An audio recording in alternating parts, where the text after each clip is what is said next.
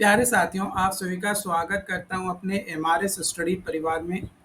तो डियर, जैसा कि आपको पता है कि बिहार सरकार के तरफ से पंचायती राज विभाग में आपका जो है वैकेंसीज निकाला गया है, जो कि 942 पदों पे वैकेंसीज निकाला गया है टेक्निकल असिस्टेंट का, यानी तकनीकी सहायक का। तो देखो, जो आपका ये वैकेंसी निकाला गया था, ये पूरा का पूरा मेरिट बेसिस पे था, यानी आपका डिप्लोमा या पॉलिटेक्निक का कह सकते हैं, उसके मार्क्स बेसिस पे। तो किशनगंज डिस्ट्रिक्ट का आपका जो है ऑलरेडी जो है मेरिट लिस्ट आपका जो है जारी कर दिया गया है, और 24 जुलाई तक जो है ऑब्जेक्शन करने का भी जो है नोटिस दिया गया था। जैसे कई सारे लोग अपना ऑब्जेक्शन कर रहे होंगे, या कई सारे लोग कर चुके होंगे। बाकी रिमेनिंग जो डिस्ट्रिक्ट थे, जैसे गया हो गया, पटना हो गया, मुजफ्फरपुर हो गया, मोतिहारी हो गया, मतलब वेस्ट चंपारण हो गया, ईस्ट चंपारण हो गया, इन सभी का अभी तक मेरिट लिस्ट आया नहीं है। मधुबनी डिस्ट्रिक्ट का एक नोटिस आया था कि भाई अभी तो मीटिंग ही स्टार्ट करने वाले हैं। तो मैंने एक्सपेक्टेड बताया था कि 15 जुलाई तक पॉसिबिलिटी है कि आपका सभी जिले का जो मेरिट लिस्ट है वो आपका आ जाएगा।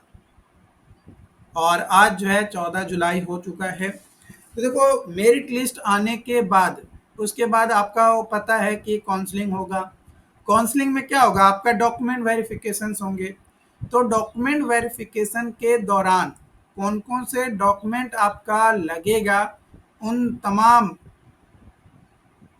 जानकारियों के बारे में हम आज की इस वीडियो में शेयर करेंगे, ताकि आपको किसी तरीके का, है ना, किसी तरीके का कोई भी दिक्कत जो है आपको ना हो।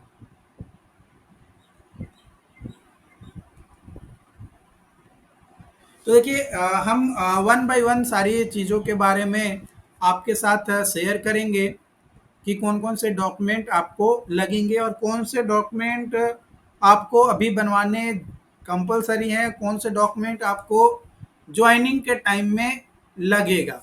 ठीक है, तो वीडियो को वन बाय वन पूरी डिटेल्स में मैं शेयर करूंगा, तो प्लीज़ पूरे अंत तक जो है आप ज़रूर देखिएगा, तभी जो है आपको समझ में आएगा।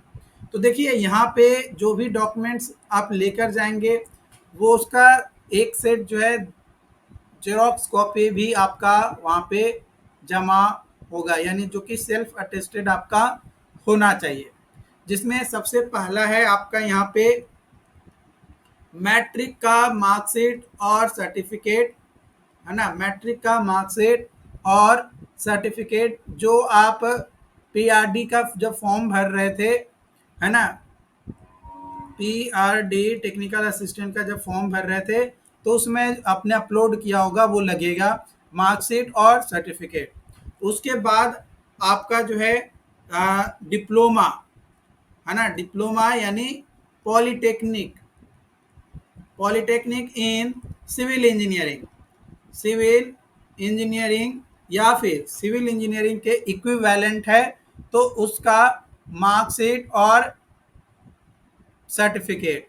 जो मार्कशीट होंगे, किसी कॉलेज में ईयर वाइज होता है, किसी कॉलेज में आपका सेमेस्टर वाइज होता है। बिहार में जितने भी पॉलिटेक्निक कॉलेज हैं, जो गवर्नमेंट हो या प्राइवेट हो, सेमेस्टर वाइज चलते हैं, यानी 6 मार्कशीट होंगे और एक सर्टिफिकेट होगा। लेकिन वही अदर स्टेट में अगर आप चले जाओगे बिहार के बाहर, तो वहाँ पे कई सारे स्टेट्स में ईयर वाइज आपको जो है मार्कशीट मिलते हैं। तो जहाँ पे ईयर वाइज मिलता है, वहाँ पे ईयर वाइज मार्कशीट लगेगा, और जहाँ पे सेमेस्टर वाइज होता है, वहाँ पे सेमेस्टर वाइज आपका मार्कशीट लगेगा। उसके बाद अगर आप कहीं पे जॉब कर रहे थे गवर्नमेंट सेक्टर में या फिर प्राइवेट सेक्टर में भी, तो वहाँ का नो ऑब्जेक्शन सर्टिफिकेट चाहिए।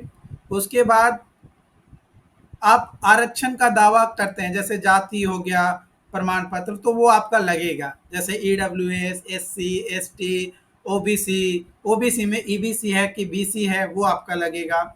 फिर आपका जो है जब बात आया ओबीसी का तो ओबीसी सर्टिफिकेट भी आपका लगेगा, ईडब्ल्यूएस भी आपका लगेगा। अगर आपके परिवार में कोई स्वतंत्रता सेनानी थे तो उनका प्रमाण पत्र भी आपका जो है लगेगा। साथ ही साथ आवासीय प्रमाण पत्र यानी रेसिडेंशियल सर्टिफिकेट भी आपका जो है यहाँ पे लगेगा। अब यहाँ पे 10वां नंबर पॉइंट में लिखा गया है कि चरित्र एवं पूर्ववृत्त सत्यापन प्रपत्र, मतलब आपको कैरेक्टर सर्टिफिकेट भी लगेगा, लेकिन ये जो कैरेक्टर सर्टिफिकेट है ये आपका ज्वाइनिंग के टाइम में लगेगा। कब लगेगा? ज्वाइनिंग के टाइम में। This is not for counselling, counselling के टाइम में ये आपका नहीं लगेगा। इसके अलावा अनुमंडल पदाधिकारी या कार्यपालक दंडाधिकारी से एक शपथ पत्र चाहिए, वो भी आपका ज्वाइनिंग के टाइम में ही लगेगा। दहेज लेने ना देने का रिगार्डिंग एक शपथ पत्र, ये भी ज्वाइनिंग के टाइम में लगेगा। और ये मेडिकल सर्टिफिकेट ये भी आपका जो है ज्वाइनिंग के टाइम में लगेगा। ठीक है, दिव्यांगता ये आपको जो है अभी ही चाहिए काउंसलिंग के टाइम में। उसके बाद पासपोर्ट साइज फोटोग्राफ जो कि कम से कम 4 होने चाहिए, और उसके बाद ओरिजिनल आधार कार्ड, और वो आधार कार्ड आपका लगेगा, या फिर आप कोई अदर भी अपने वेरिफिकेशन के लिए डाल सकते हैं। ज़्यादातर आधार कार्ड ही वैलिड होता है, तो ये चीज़ जो है ध्यान रखिएगा। और आपका प्रमाण पत्रों के जांच हेतु सम्मिलित होने वाले अभ्यर्थी को किसी प्रकार का कोई भी आने जाने का खर्च ऑब्वियसली भाई डिपार्टमेंट वगैरह देने नहीं वाली है। तो यहाँ पे जो भी डॉक्यूमेंट का लिस्टिंग मैंने आपको बताया है, ये सारी चीज़ें जो है आपका होने वाला है। ओके, तो ये तमाम जानकारी जो है आपका होगा, और जो भी डॉक्यूमेंट का लिस्ट था वो मैंने आपको जो है बता दिया है। तो जो भी डॉक्यूमेंट्स का मैंने लिस्टिंग बताया है उन डॉक्यूमेंट्स को आप अभी से बनाना स्टार्ट कर दीजिए। जैसे आपका जाति, आवासीय, आय, ये आप बनाओगे तब जाकर आपका ओबीसी बनेगा।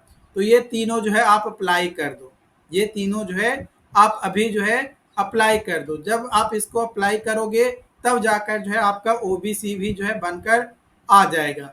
तो अभी आपके पास टाइम है, तो आप अगर अभी अप्लाई करोगे तो 10 से 15 दिन में आपका जातीय आवासीय आय आ जाएगा। उसके बाद मतलब जुलाई तक आपका जातीय आवासीय आय आ जाएगा।